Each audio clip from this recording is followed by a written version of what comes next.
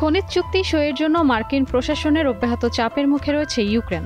আর এই বিষয়টি যুক্তরাষ্ট্র ও ইউক্রেনের প্রেসিডেন্টের মধ্যে ক্রমবর্ধমান দ্বন্দ্বের কেন্দ্রবিন্দুতে পরিণত হয়েছে। রাশিয়ার আগ্রাসনের পর সামরিক ও অন্য যেসব সহায়তা যুক্তরাষ্ট্র ইউক্রেনকে দিয়েছে, তার পরিবর্তে ইউক্রেনের খনিজ সম্পদের ওপর অধিকার দিতে চাপ দিয়ে আসছিলেন ট্রাম্প। এর আগেও ইউক্রেনের $500 বিলিয়ন খনিজ সম্পদের যে দাবি যুক্তরাষ্ট্র করেছিল তা প্রত্যাখ্যান করেছিলেন দেশটির প্রেসিডেন্ট জেলেনস্কি। অবশেষে যুক্তরাষ্ট্রের সঙ্গে প্রস্তাবিত খনিজ চুক্তির শর্তগুলোতে সম্মত হয়েছে ইউক্রেন। মনে করা হচ্ছে ইউক্রেনের মাধ্যমে যুক্তরাষ্ট্রের পররাষ্ট্রনীতির নতুন মোড়ের সূচনা হতে যাচ্ছে।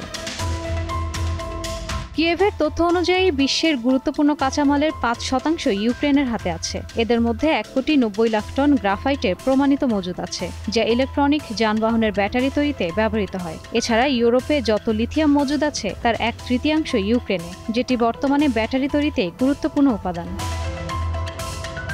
যুদ্ধ শুরুর আগে বিশ্বে যত টাইটানিয়াম উৎপাদন হতো তার 7% আসত ইউক্রেন থেকে। এটি উড়োজাহাজ থেকে শুরু করে বিদ্যুৎ কেন্দ্র পর্যন্ত সবকিছুতেই ব্যবহৃত হয়। উল্লেখযোগ্য পরিমাণ বিরল খনিজের মজুদ রয়েছে ইউক্রেনে। সম্মিলিতভাবে 17টি উপকরণের এই বিরল খনিজ অস্ত্র, বায়ুবিদ্যুতের টারবাইন, ইলেকট্রনিক ও আধুনিক বিশ্বের অন্যান্য গুরুত্বপূর্ণ পণ্য উৎপাদনে ব্যবহৃত হয়। এর মধ্যে কিছু খনি রাশিয়া দখল করেছে। ইউক্রেনের হিসেবে অন্তত $350 বিলিয়ন সম্পদ রাশিয়ান অধিকৃত এলাকায় আছে। বিশ্লেষকদের মতে বর্তমান বিশ্বের অর্থনীতির ভিত্তি হচ্ছে গুরুত্বপূর্ণ খনিজ সম্পদ। নবায়নযোগ্য জ্বালানি, সামরিক শক্তি ও শিল্প অবকাঠামোর ক্ষেত্রে অত্যন্ত গুরুত্বপূর্ণ এসব সম্পদ। আর তাই ইউক্রেনের খনিজ সম্পদের জন্য যুক্তরাষ্ট্রের আগ্রহী হওয়ার কারণ দেশটি চীনের ওপর নির্ভরতা কমাতে চায়।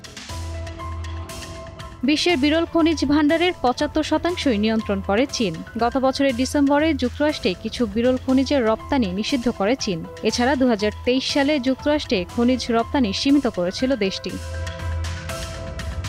অন্যদিকে চলতি মাসের শুরুতেই ট্রাম্প জানিয়েছিলেন ইউক্রেনে মার্কিন সামরিক ও অর্থনৈতিক সহায়তার পরিমাণ প্রায় $50,000 কোটি।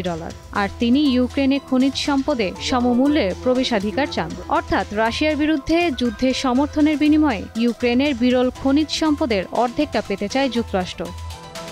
কেউ কেউ যুক্তরাষ্ট্রের চুক্তির প্রস্তাবকে ঔপনিবেশিক বলে বর্ণনা করেছেন, কিন্তু কিয়েভ দেশটির খনিজ সম্পদ নিয়ে যুক্তরাষ্ট্রের সঙ্গে যৌথভাবে কাজ করতে আগ্রহী। ইশরাত সুমা, দীপ্ত সংবাদ।